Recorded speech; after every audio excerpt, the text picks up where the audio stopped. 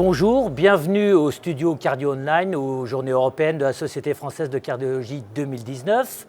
Nous avons aujourd'hui la chance d'accueillir le docteur Atul Pathak, qui travaille comme cardiologue à la clinique Pasteur, qui en est un des spécialistes de l'hypertension artérielle. Et on va traiter d'un sujet qui est la dénervation rénale. Y a-t-il un renouveau? Donc, Atul, première question. Peut-être des précisions, vous nous expliquer un petit peu ce qu'est la dénervation rénale. Alors le principe de la dénervation rénale, c'est quelque chose d'assez simple. Le substrat, c'est en fait la relation qu'il y a entre le cerveau et le rein. Cette relation, elle est portée anatomiquement par des fibres du système sympathique, le fameux système du stress. Et en fait, le rein et le cerveau se parlent de manière continue.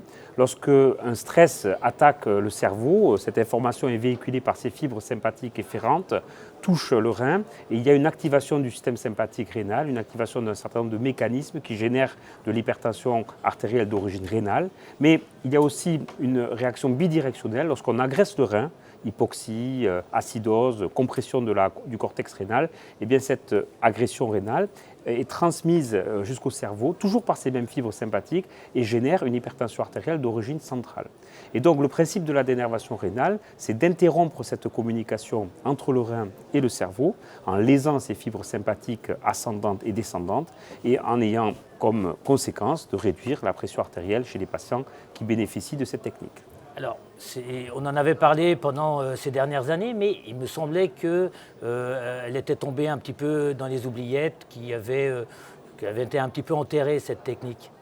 Effectivement, cette technique est une technique de cardiologie interventionnelle qui repose en fait sur l'ablation de ces fibres sympathiques par voie intra-artérielle en utilisant des cathéters qui vont s'insérer dans l'artère rénale et générer des lésions au niveau de l'adventice, qui est la structure qui porte ces fibres sympathiques. Eh bien, cette technique avait été évaluée dans un grand nombre d'essais plutôt positifs, mais qui souffraient d'écueils méthodologiques, mesure de la pression avant-après, des populations de patients sélectionnés, jusqu'à l'étude phare, pivot, dite Simplicity HTN, qui démontre dans un essai très bien conduit, plus de 500 patients randomisés en double aveugle contre pour la première fois une procédure sham, c'est-à-dire le placebo du device.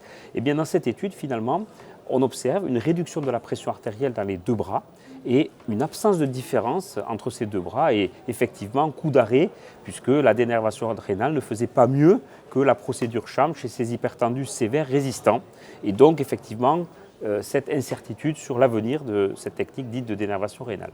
Alors la question est, y a-t-il un renouveau? Alors comment ou pourquoi peut-on envisager un renouveau de cette technique? Effectivement, il y a eu d'abord des leçons. On a appris trois choses fondamentales à partir de cet essai phare. D'abord que la technique de mesure de la pression artérielle ne pouvait pas être la mesure classique au brassard en consultation, mais qu'il fallait une mesure reproductible, standardisée, et qu'il fallait donc recourir à la mesure ambulatoire de la pression artérielle des 24 heures. Deuxièmement, les patients. On s'est rendu compte que finalement, ces patients qui avaient des hypertensions artérielles très résistantes, voire même réfractaires, avec 5, 6, 7 médicaments, avec des artères calcifiées, n'étaient probablement pas les bons candidats pour cette technique. Et puis troisièmement, l'adhésion médicamenteuse. On s'est rendu compte en dosant les médicaments, soit dans le plasma, soit dans les urines, que 50% de ces patients inclus dans ces essais pour une hypertension soi-disant réfractaire étaient en fait des patients qui ne prenaient pas les médicaments. Et fort de ces trois apprentissages, effectivement, il y a eu un renouveau puisque de nouveaux essais ont été réalisés en tenant compte de ces facteurs de variabilité de la réponse. Et ces essais ont démontré deux choses vraiment passionnantes. D'abord, une série d'essais où on a pris des hypertendus finalement moins sévères, chez lesquels on a arrêté tous les traitements antihypertenseurs et où on a administré cette technique de dénervation rénale de manière pure, isolée, et on l'a comparé là encore une fois à une procédure sham, et on démontre dans ces deux premiers essais qui ont été faits dans des petites cohortes de patients, mais très bien conduits, que cette technique est capable de réduire la pression artérielle. On parle donc de plausibilité biologique. Première information du renouveau, la dénervation rénale réduit la pression artérielle en MAPA, une réduction de la systolique d'à peu près 10 mm et de la diastolique d'à peu près 5 mm.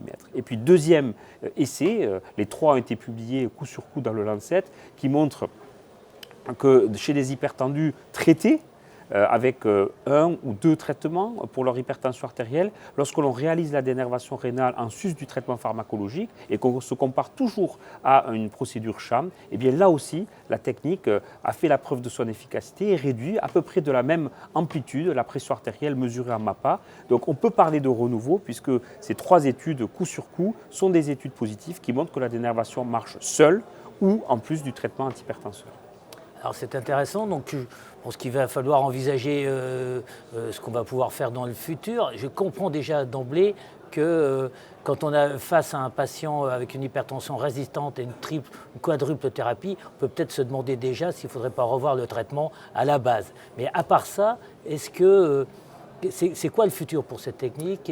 C'est quoi, pour quel patient ça va être destiné? Est-ce que c'est demain matin? Est-ce que c'est dans plusieurs années? Comment ça se passe? Oui, ce sont de bonnes questions, effectivement. D'abord, je crois qu'on est encore dans le stade de l'évaluation. Et cette évaluation, elle passe par l'inclusion de ces patients potentiels dans des essais cliniques qui sont conduits en France et en Europe. Donc il y a une phase, je dirais, durant les 18 prochains mois, où on pourra inclure dans des centres experts ces patients dans des essais cliniques pour confirmer ce qui a été observé dans des petites cohortes de patients. Donc on va passer d'études où il y avait 80, 100 patients à des études de 500, 600 patients internationales pour définitivement clore le chapitre et dire oui, voilà, cette technique de dénervation rénale marche. Elle marche chez un grand nombre de patients avec des approches complémentaires, d'énervation rénale en utilisant l'ablation par radiofréquence, d'énervation rénale en utilisant des sondes à ultrasons, voire même d'énervation rénale en injectant de l'alcool dans l'adventice de l'artère rénale, à chaque fois avec le même objectif, détruire ses fibres sympathiques et réduire la pression artérielle. Et donc, si jamais j'ai un patient qui peut en bénéficier, il va de soi que je ne peux pas m'adresser à n'importe quel centre. Tout à fait. Aujourd'hui, c'est s'adresser à un centre qui fait des essais cliniques. Demain, le demain étant dans quelques, peut-être 18 ou 24 mois, cette technique sera disponible, on l'espère, dans des centres experts en hypertension artérielle, chez des patients sélectionnés de manière appropriée. Eh bien, c'est une bonne nouvelle. Merci à Atul Pathak.